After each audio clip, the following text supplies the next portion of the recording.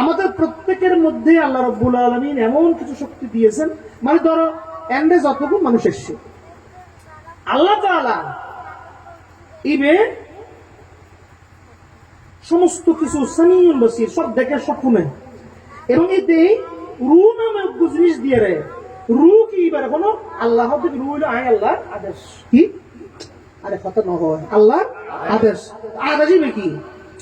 আদেশ বলতে আমরু বিল মারুফ ওয়া নাহি আনিল মুনকার, ভালো কাজের ইত্তেলা, খারাপ কাজ থেকে দূরে থাকা। ওয়া মা আতাকুমুর রাসূলু ফাখুযুহু ওয়া মা নাহাকুম আনহু ফান্তাহু, আমার নবী যেটা বলতে করতে বলেছে তা করো, যার থেকে দূরে থাকতে বলেছে তার থেকে দূরে থাকো। এবং তোমার মধ্যে একটা শক্তি আছে, যেন একদম হতা হই। আমাদের বাংলাদেশের মধ্যে খনিজ সম্পদ পাওয়া যায় না, মানে গ্যাস আলাদা, যে ওই গ্যাস পদে যে সিএনজি ওয়ালা গ্যাস চালাতে, গ্যাসই বে হন্ডের আর দেশের মেডির মধ্যে কি আছে, জমা আছে। আল্লাহ রাব্বুল আলামিন এই আরো সম্পদ না, ওটা আমাদের সম্পদ। কিন্তু মাটির উপরে আমরা যারা আছি, মাটির নিচে গ্যাস যে আছে এটাকে আমরা মালুম করতে পারি। কিন্তু কিছু টেকনিক আছে, সিসমোগ্রাফিক অ্যালায়েন্স আছে, এগুলোকে দিয়ে বড় বড় বিদেশি কোম্পানি যারা আছে তাদের মধ্যে সেই হিকমত আছে। কি আছে? আই হিকমতের কথা কিনলে রাসূল পাক আল্লাহ তাআলা কোরআনও বুঝাই দিয়ে যে ইবারে কি দিব, রাব্বানা ওয়া বাসহিম রাসূলুম মিনহুম ইয়াতলু আলাইহিম আয়াতিকা ওয়া ইউল্লিমুহুল কিতাব ওয়াল হিকমা ইন্নাকা আনতাল আজিজুল হাকীম।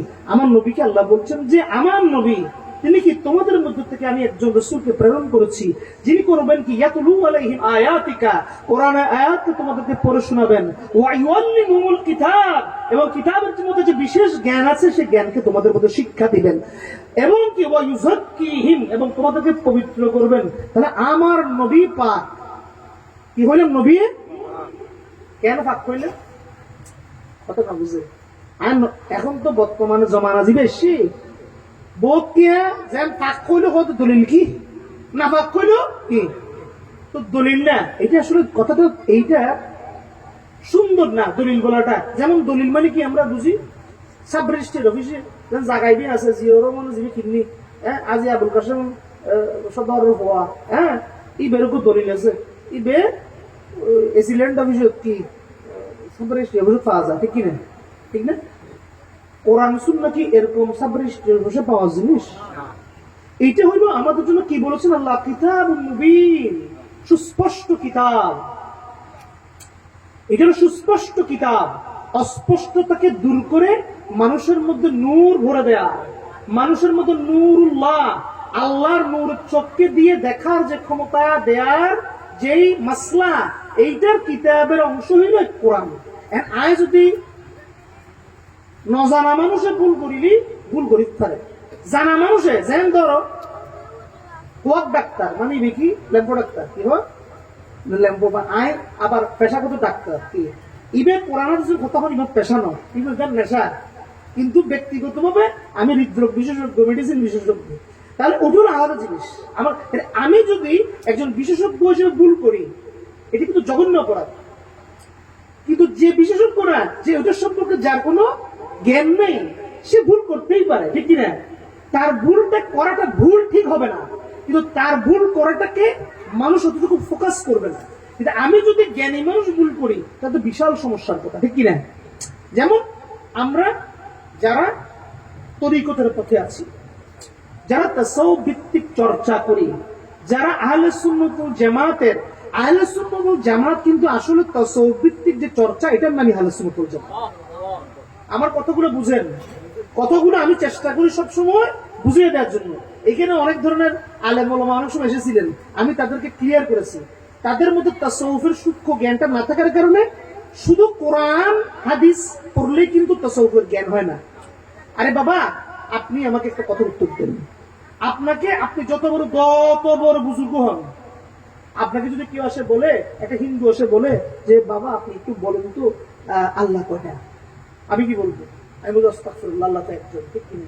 তো তখন আয় জিল্লে বাসা বই, মানে আয় আলেম ওই হয়তো দলিল দেন কি, তো হয়তো দলিল দেন কে? ওগো ইহুদি না সারা, ওগো হিন্দু। তখন আয় কি হইম, ইটা হইব তো আল্লাহ 20 30। আমি বলবো যে আল্লাহ একটা, তার দলিল হইল তার দলিল না, তার উদাহরণ হইল কুল হুয়াল্লাহু আহাদ, ঠিক কি না? এখন সে আমাকে যখন বললো যে বাবা আপনার কি মাথা নষ্ট, আমি তো আপনার এক আল্লাহই মানি না। আচ্ছা আগে আল্লাহ নাকি আগে কোরআন? না আল্লাহ পরে কোরআন। সিম্পল জিনিস, আমাদেরকে সিম্পল জিনিস সিম্পল ভাবে বুঝতে হবে।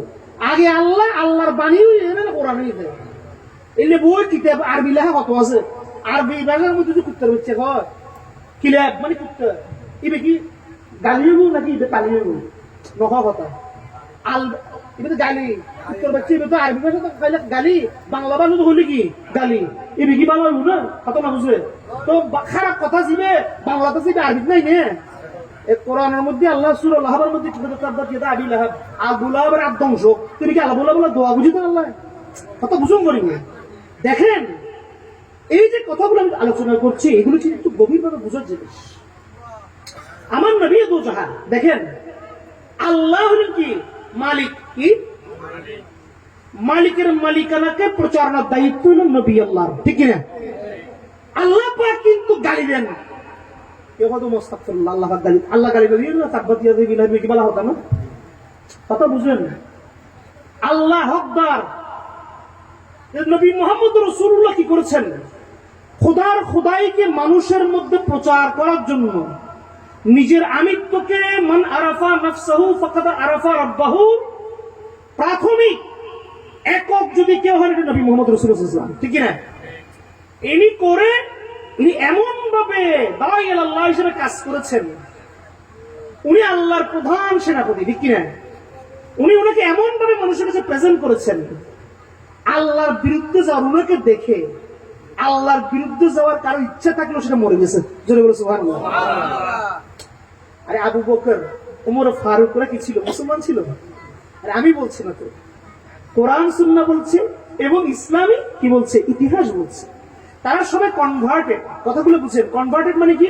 আমি আগে হিন্দু ছিলাম, বৌদ্ধ ছিলাম, খ্রিস্টান ছিলাম, নাসারা ছিলাম, আমি ইমান আনিয়ে কলমা পড়িয়ে রূপান্তর কনভার্সন করো। সিএনজি কনভার্সন নহয় না, আগে আছে তেল, এখন তেলের লগে সিএনজি কনভার্সন করে, মানে তেলও তো চলিব কি গ্যাসও তো চলিব, ঠিক কিনা? কথা কি বুঝছেন না বুঝছেন? এই লেভেল কনভার্সন হয়ে গিয়ে আগে আছেন কি কুফরের মধ্যে।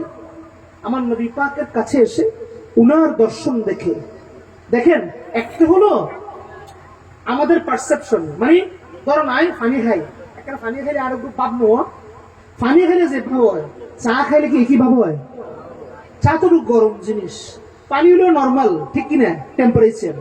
তাহলে চায়ের টেস্টের মধ্যে একটু ডিফারেন্স আছে।